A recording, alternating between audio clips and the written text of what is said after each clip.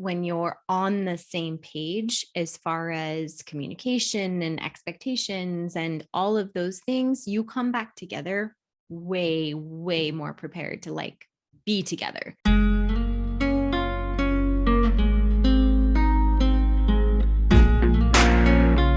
Hey, mama friend. Welcome back to another episode of Mama Mindset. I'm your host and creator, Amy Cawthorn, and I'm joined today by my partner in crime, by my husband, Brad Cawthorn. We're going to do another Q&A. Say hello, honey. Hi, guys. This is not his favorite thing to do. Let's just put that out there. It's not his favorite, but you support me, and we got a lot of great feedback from our last episode when we did a Q&A. So we're going to try and do this on a fairly regular basis, probably like once a month. And you have some great questions. So as a reminder, he's going to ask me 3 questions. I don't know what the questions are. They're surprise questions. Then we have a couple bonus questions from listeners today, which I'm excited about. I posted in my stories. If anybody has any questions, you can always ask me questions, send me a DM on Instagram, send me an email, anything. It's always me that checks those things. So don't hesitate to reach out and ask me anything. I'm a total open book, total transparency, like on the podcast. So are you ready? You want to get started? I'm ready. Okay. So I haven't asked you any of these. You don't know what they are yet. So yeah, we're gonna throw them out and see how you do. Surprise questions. Okay. So if you could go back to the most favorite time in your life, what age would you be? Ooh, that's a good one. Mm-hmm. Okay. So I have some thoughts on that. So when we're in our 30s, we tend to, or I would say especially when you first have children, you're like, man, I just kind of wish we could go back to the time, before we had kids. That's what like a lot of parents talk about, the time before we all had kids and when it was just the two of us. But like you and I have had these conversations. Were we truly happy? Yeah. Were we truly happy before we had kids and we didn't have all these other responsibilities and we didn't have the house? I mean, we were broke as shit. 2 incomes.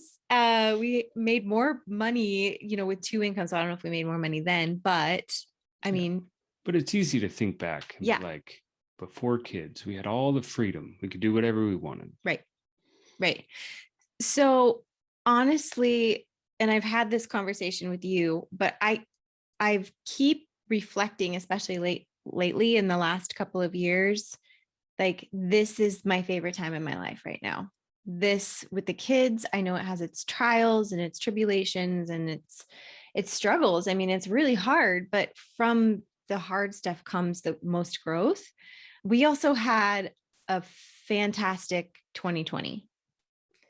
And it was like our best year. I know, yes. I know that a lot of people can't say that. And I'm not unsympathetic to the people that struggled with that and had those issues within 2020. But we had a lot of great things that people don't always think are great things that worked in our favor, like you working for a small business, us having only one income, being able to be home and flexible with the kids, having some property and space and living in a more rural area. We had so many things that people tend to look at as negative. We're living in a rural area, so we're not as socialized or we're secluded or whatever. Like that was a huge positive thing for us. Yeah. So honestly, 2020, and Brad and I we've talked about this multiple times. Like 2020 was one of our best years, if not the best year we've ever had. Lily was a little bit older. We both did a ton of personal growth, personal development within that year, mental growth, physical growth, financial growth. We really expanded our goals and our financial goals, and we were able to crush them, honestly. Yeah. We started another business. And that didn't come with the business, and 2020 didn't come with some serious hardships right before that. We had multiple financial issues with medical bills. We had 2 girls in the hospital within 2 months of each other. I mean, we had a really, really rough start to 2020.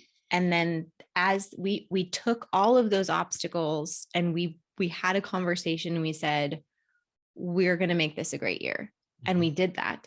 So it's not a easy question to answer, because it wasn't like, I bet everybody was expecting, oh, she wants to go back to when she was at 21 or 22 before kids. But honestly, I don't know. I mean, there's aspects of that I think would be fun in moments to go back to, but what we were seeking when we were at that age is what we have right now. Yeah. And so that makes me really proud. So I would say, okay, 2020, that means I would have been 32. I'm going to say like 12. Oh, you're talking like early kid. Oh, yeah. Oh, yeah. Yeah. Okay. When I was 12, Yeah. I didn't have to worry about anything. Mm-hmm. My mom made me breakfast. Like, I make you breakfast. Nah, not during the week. No, I don't. No. Like, all I had to do was get up and go to school. And Yeah. no. Okay. You're talking like way pre-kids, like way responsibilities. Anytime. Yeah. Okay. No, yeah. I really think 2020 was our best year. So 12 for you. I like 12. That's a good year. Okay. Yeah. I like it. All right. So here's a question, and I wouldn't know how to answer this. So I'm going to ask you, what is your biggest fear? Okay. Oh boy. Okay, so I have multiple, but you want me to answer like my biggest one? Yeah. Okay, biggest childhood fear, like I guess childhood fear, things we're afraid of, the boogeyman, whatever, is absolutely the dark. Like pitch black, the dark. That's why I don't go hunting by myself at night, like, or in the afternoon. I don't want to be out there by myself. The dark, being in the pitch black dark. But fear as a person, my biggest fear, like as a person, is letting other people down. It's a tough one. And I actually think that is one of the harder things for me as a parent now, is not always being able to do for other people what they expect of me, I guess. And not that people's expectations should define me by any way, but being able to support like friends, family, loved ones, all of those things, letting other people down because my children come first. I think that's probably one of my biggest fears. And it causes like anxiety. It causes, like, I would say, fear in a different form than you are when you're a child and you're afraid of the dark. Mm-hmm. But, fear of not like responding to an email fast enough, fear of,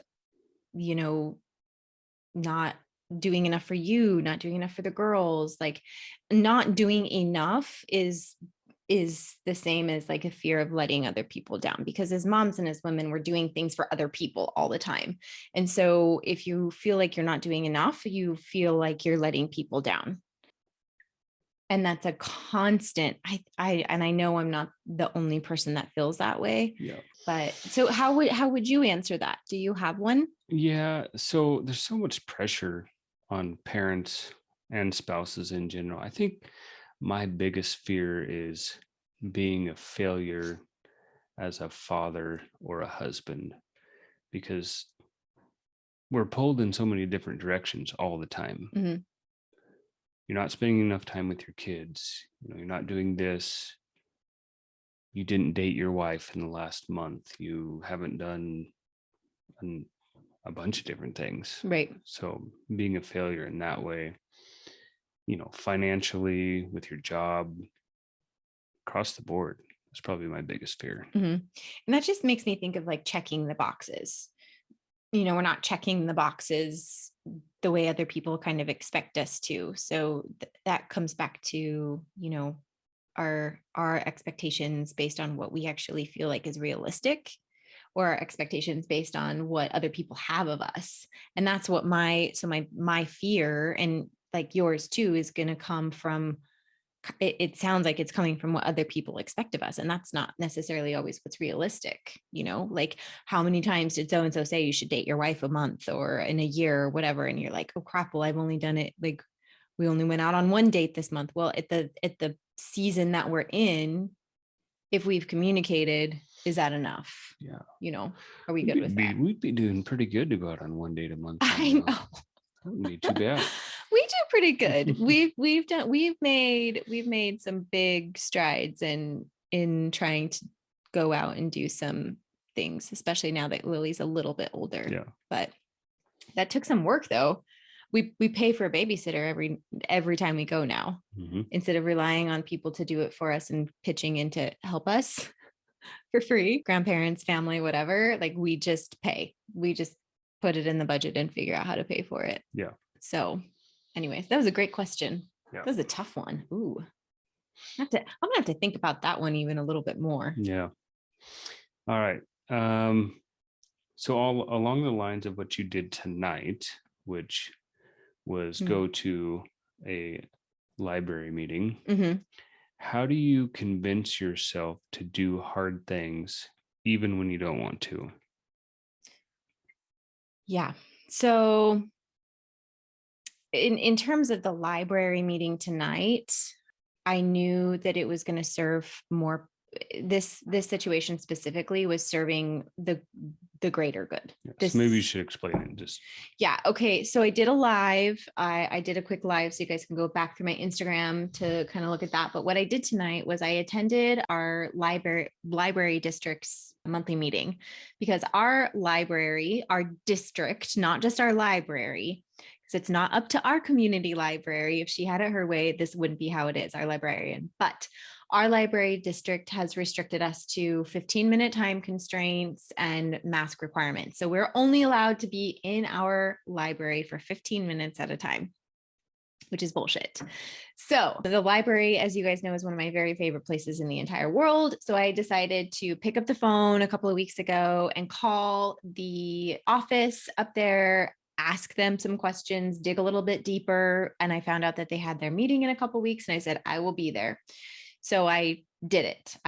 I showed up tonight. I went to the meeting. I was the only patron there. They never have patrons that actually show up to the meetings. So I went to the meeting, and it was very interesting, but it was hard because I was hoping I could like have other moms kind of go with me and do this kind of group thing. But now I'm speaking on behalf of a multitude of people. I'm speaking on behalf of I don't want to say the entire community, because I don't know how the whole community feels, but I'm speaking on behalf of a lot of people. By yourself. I was by myself. Yeah. So I had to face, support. right. So I had to face a board of trustees and the library district's director by myself.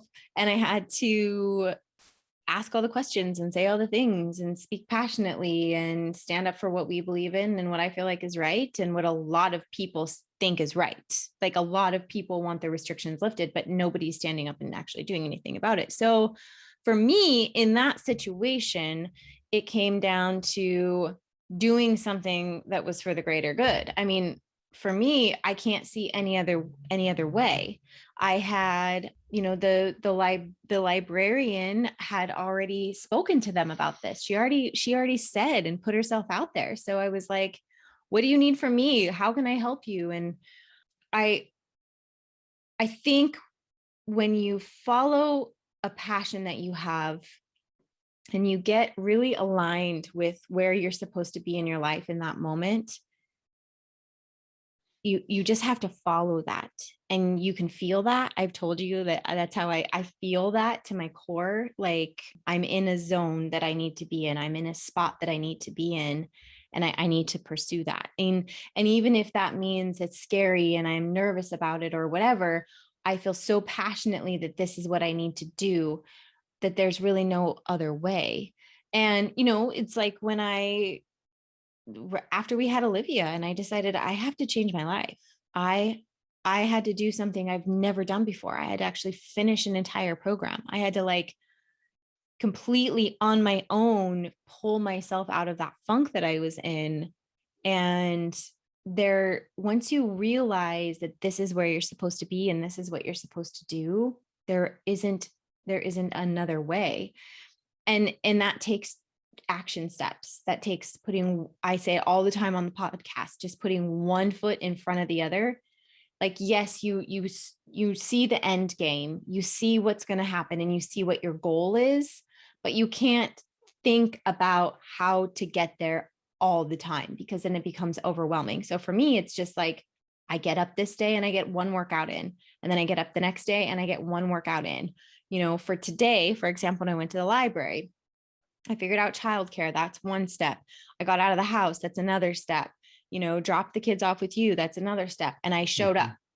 And once you show up, then from there it'll happen. But it's just, you can't get so caught up in the logistics of how to get to the end result of the hard thing. You just have to kind of almost like piece it down and look at the thing that's directly in front of you, because you'll never accomplish that if you just look at the whole great big picture. Does that make sense? I hope that makes sense. Yeah. I mean, you have to break it all the way down to baby steps. Yeah. And then you have to be consistent. And even if you say it's a daily thing that you want to do, if you miss one day, okay, but never miss 2 days, right? If you're going to be consistent, that's the only way you're going to get it done. So you have to keep going. Yeah. So what you did tonight, I really struggle with, because I'm a lot more passive than you are when it comes to things like that. I'm getting better. But yeah, my hat goes off to you. It was pretty awesome. Well, thanks, son. I think I think you've come a long ways in doing things, and you've been involved in the library in a couple of different ways too. And you've taken the initiative and done things outside of just this right now. We've had other library projects that we've worked on, and that was super brave. And I just think when you made those decisions, you made those choices, it was just you seeing that there was a need and seeing something that you were passionate about. Like, you've told me, like, this is where you go and the girls go, and this is such a big part of our life. And so hey, Mama, I just wanted to interrupt this podcast episode for a brief moment and let you in on a big announcement that's coming to this podcast. And that's the fact that we finally have a sponsor. I've been waiting patiently to see what comes to me, what comes to the podcast organically through the universe. And it came to me one night when I was washing my face. Yes, washing my face. I realized that one of my very favorite companies was in the palm of my hands. Primally Pure Skincare Products is a company that I have been using for the past 5 years. When I started on my stay-at-home mom journey 7 years ago, I dove deep into trying to find clean products to bring into my household. I started trying to make my own products. I tried buying clean products, we'll put that in quotes, clean products from the grocery stores, just to be disappointed by their quality, by the price that I was paying for them, and to turn around and not even have them work. So a friend had introduced me to this company, Primally Pure, and the first product I started using was their natural deodorant. And I have to tell you, it is the best deodorant I've ever used in my entire life. And when I went on a journey to find a clean, natural deodorant, I felt like I searched everywhere and nothing worked. Yes, I was using a clean product. Was I walking around smelling good? Abso-freaking-lutely not. I found Primally Pure, loved their deodorant. I use their unscented one, but they also have incredible scents as well. So now that I'm sponsoring with this incredible company, what does that mean for you? That means that if you use the discount code Mama Mindset, you get 10% off your first purchase, which is incredible. They also have a subscription option that you can sign up for, and a plethora of products that I will introduce you to as we continue down this journey. But for now, go check out their website, primallypure.com. If you're interested in any of their products, especially their deodorant, I cannot rave about it enough. How good it is, how wonderful it is, how long it lasts. It's incredible.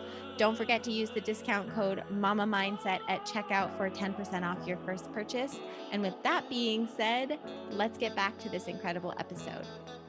It's not just the library. It's not just like workouts. It's anything you want to put your mind to as a mom. We'll just kind of go back to that too. And I feel like if you make the commitment to yourself, I was thinking about this on the way up to the meeting, actually. One of the biggest things you could do is make a commitment to yourself. And if you truly make a commitment to yourself, you have to stick to it. I mean, you can make a commitment to somebody else, and if you break it, there's grace there and there's forgiveness and there's a conversation. But if you continue to break commitments that you make with yourself and things that you put your mind to, it's being a weak person. So That's one of the 4 agreements, right? You have to be a person of your word. yes. Right? Yes. Yeah.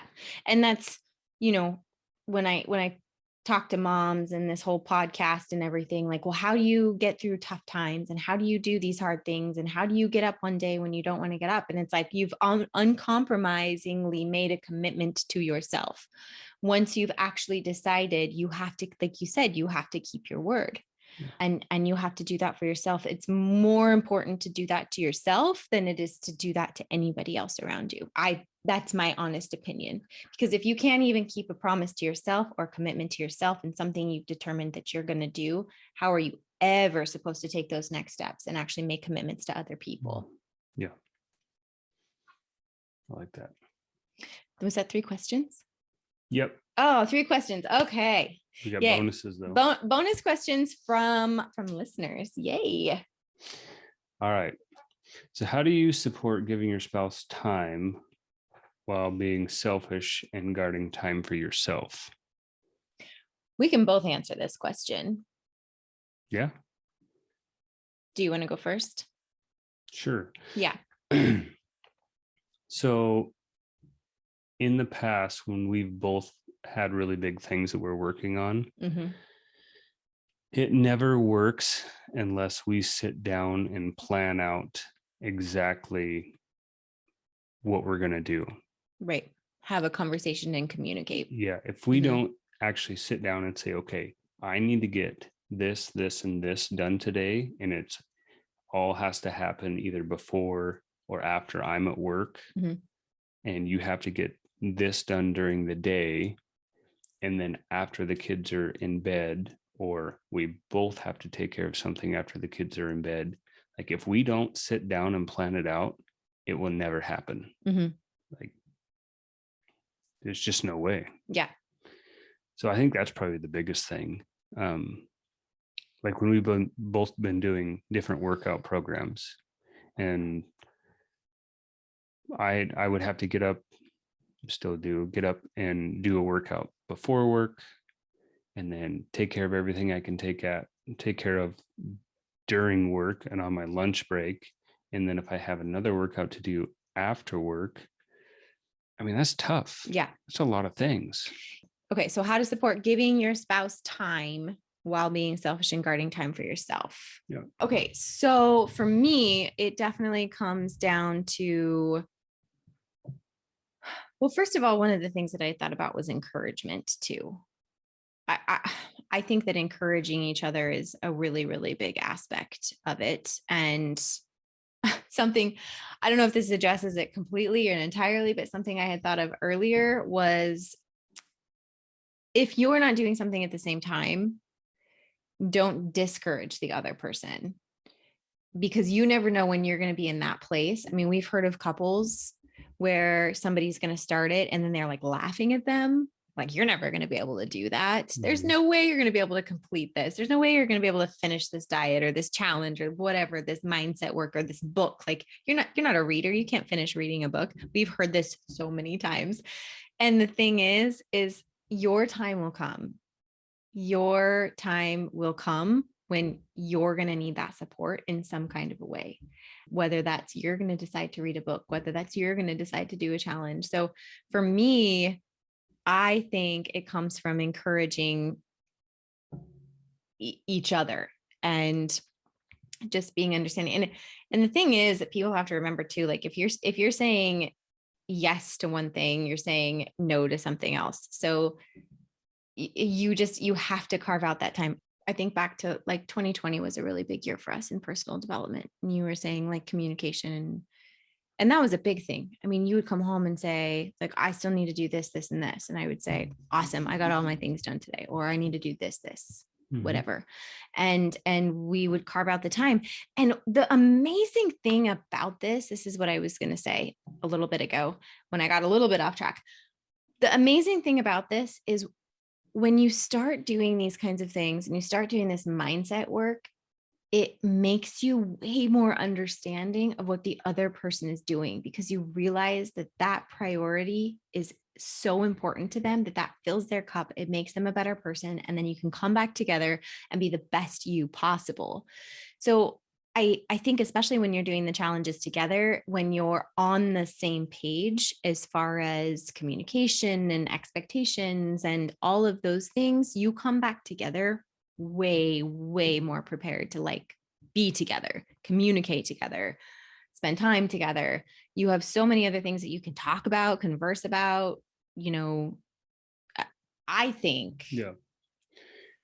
But on the flip side, too, in supporting your spouse, like your spouse's what your spouse wants to do has to be realistic. Yeah. Like Oh, yeah. if your spouse wants to get up early and go to the gym, but then they come home from work and they still want to pursue a second business, and it's like from the time they get home until you go to bed, like it's not really realistic. Mm-hmm. You can support them to a certain point, but you have to be on the same page too. Yeah. Yeah. And it's all about balance too. And I don't love the word balance, because I feel like balance is completely unobtainable, but I feel like balancing, I think I've talked about that on the podcast. Balancing is an act of finding balance. Like it's a step forward. Balancing is something that continuously happens. And so it kind of has to be that give and take. Like, okay, yes, this works for you, but I also need to do this. So if you take a half hour here and I take a half hour here, but it's not going to come without sacrifice. That's the other aspect of it that we haven't even touched on, is you're going to have to sacrifice. That means one person's going to have to get up early and one person's going to have to stay up late, possibly, however that looks in your life. But it's going to have to be a full level of communication, figuring out where you can give and take to support each other. So, like I said, like you get up early in the morning, because for you to do your workouts at night puts us not even eating dinner until 7 o'clock. Well, yeah, what usually happens is, because I don't want to give up time with the kids, Right. I get up early and then try to do something after the kids are in bed, which means you and I don't see each other at all. Right. So that's tough. Right. And I'll say, on the lines of that and not seeing each other, you have seasons in your life where you have to be selfish. And you have to explain that with your spouse, to your spouse. Like, Yeah. If we're doing a challenge and it's temporary, and we have the level of communication that says, I'm going to do this challenge, this is going to be a time commitment, I'm going to need a few weeks or whatever, then we know that it is uncompromising that we get through those challenges, that we complete that. And that might mean like we are up until 10 o'clock at night getting through a workout or doing something or getting our reading in. And there may not be a night every single night of the week that we actually have time to like sit down and just relax. But we do know, because we've communicated about it, that that is temporary. And so maybe we carve out 1 or 2 days during the week, and we value that time. So, that just might be the season that you have to work through as a couple, because you are working on such a big personal development season in your life. Mm-hmm. So that was a good question. Yeah. Best advice for couples doing a mindset change/challenge. I think the biggest advice is just to communicate about it. You have to have a plan. Yeah. And you got to be on the same page. Yeah. Or it won't work. Yeah. And understanding, I guess, from the other side, encouragement and understanding was the other side of that. Like just knowing he's not coming to bed until 10 o'clock tonight because he still has a workout to do. So our Netflix and chill is on the back burner.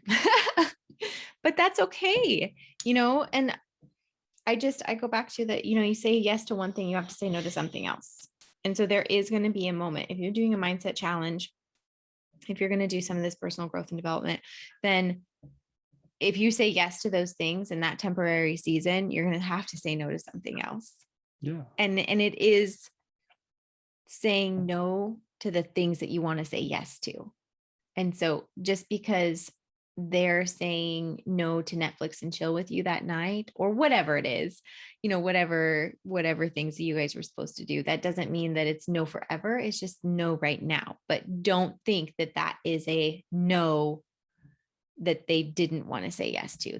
That's them saying no to something that they did want to say yes to. I'm sure that your spouse would love nothing more than to sit down and watch Netflix and eat a bucket of ice cream with you. But that's not on their agenda. That's not a season that they're in, and you need to support that and be proud of them, because the next season could be yours if you're not already in that season already. Do you have anything else to add? No, that was good. Yeah. Those were good questions.